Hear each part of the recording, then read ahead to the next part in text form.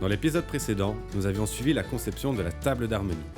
Aujourd'hui, ce sont les éclisses et le dos qui nous intéresseront. C'est avec ces trois composantes que nous fermerons la caisse de la guitare. Je m'appelle Martin, je suis passionné de lutherie et je vous souhaite la bienvenue dans la suite de cette aventure.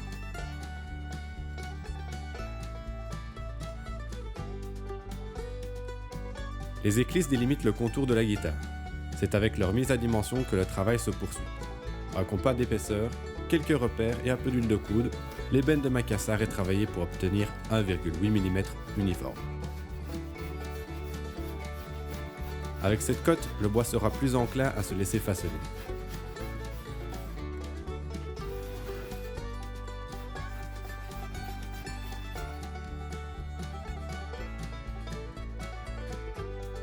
Pour le cintrage, l'éclisse est portée contre un fer chaud. La zone à travailler est humidifiée pour que les fibres du bois se détendent progressivement et ainsi former les courbes désirées.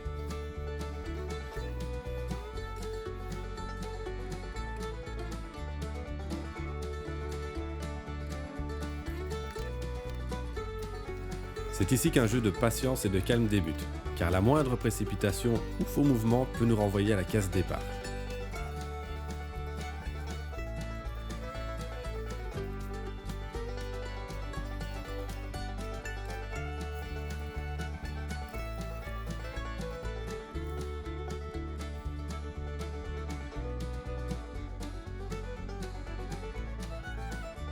La courbe désormais obtenue sur les deux éclisses, un passage dans le moule permet de prendre quelques repères pour jointer celle-ci.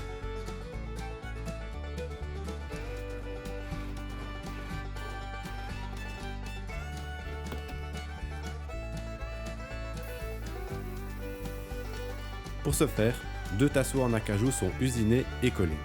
Un côté manche, un côté fond.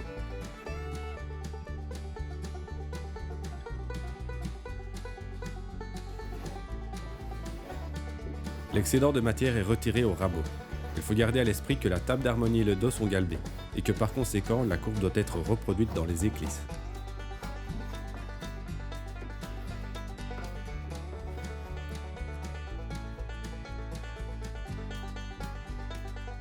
Je marque la zone à travailler au crayon blanc, avant de passer sur la table radiusée pour un résultat optimum.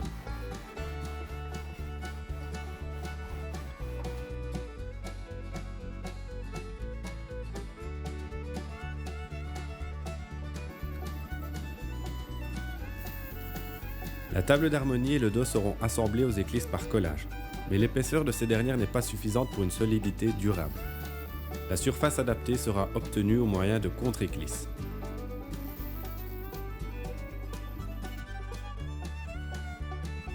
Une fois usinées, elles sont cintrées puis collées à l'aide de pinces à linge renforcées par des morceaux de chambre à air de vélo.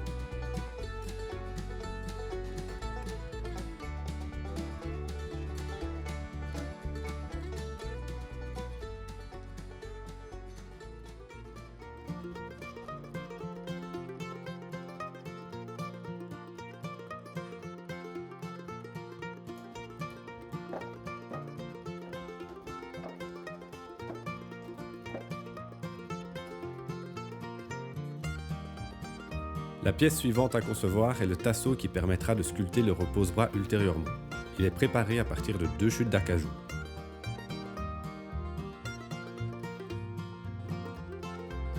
Un gabarit est utilisé pour tracer l'extrémité de l'éclisse et déduire les dimensions du tasseau.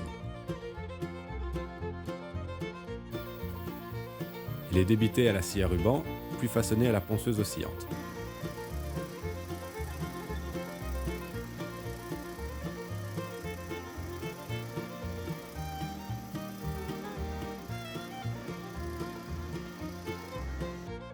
Dès que la pièce épouse parfaitement l'éclisse, le collage peut avoir lieu.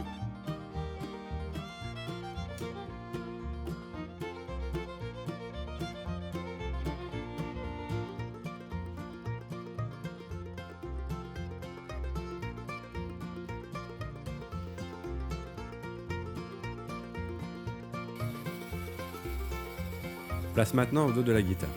Si vous avez regardé le premier épisode, vous déduirez rapidement les étapes de conception. Deux pièces d'ébène de Macassar sont jointées, débitées à la scie à ruban et désépaissies à 2,5 mm.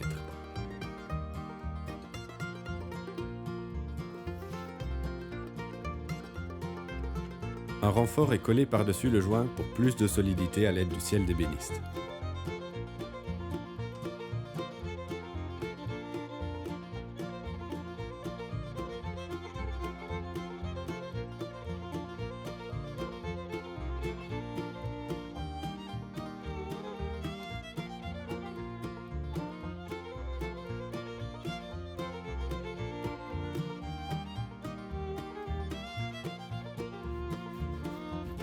Le dos aussi a droit à ses barrages. Débité, mis à dimension et puis courbé pour galber le dos.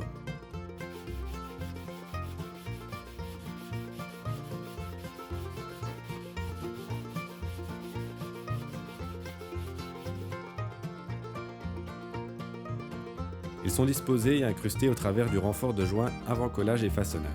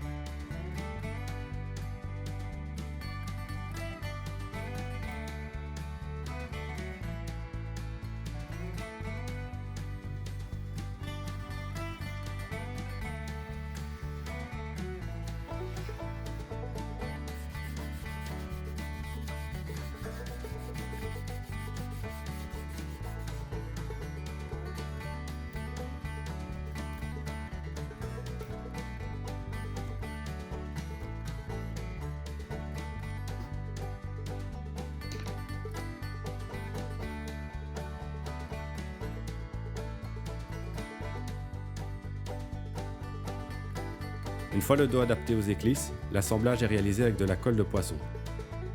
Elle est choisie pour son temps ouvert plus long. J'ai droit à un peu plus de temps de travail avant qu'elle ne se mette à sécher.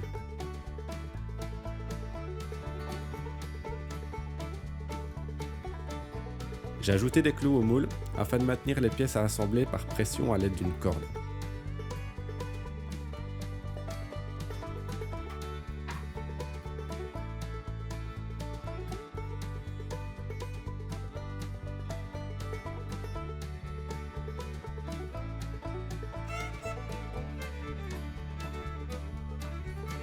Pour fermer la caisse, le même traitement est réservé à la table d'harmonie. Quelques repères sont pris en la présentant aux éclisses afin de défoncer de petits logements qui accueilleront les barrages.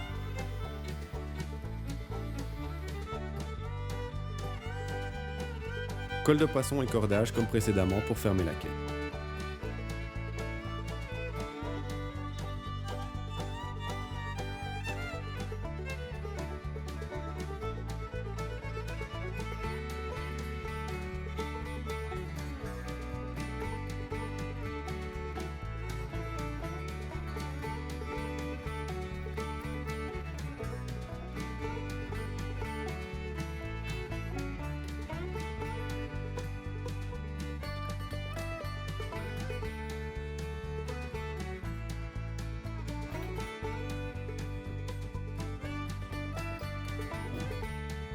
Une fois le temps de séchage respecté, la caisse quitte définitivement le moule.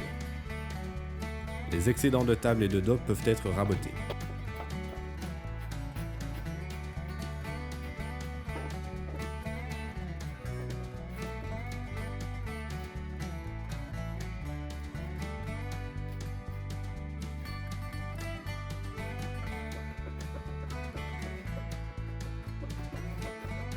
C'est sur cette réjouissante étape que se conclut cet épisode. Dans la prochaine vidéo, nous passerons sur le volet esthétique de la conception de la caisse avec la filetterie. Vous verrez également ma méthode pour sculpter et mettre en valeur le repose-bras, bien utile pour soulager le guitariste.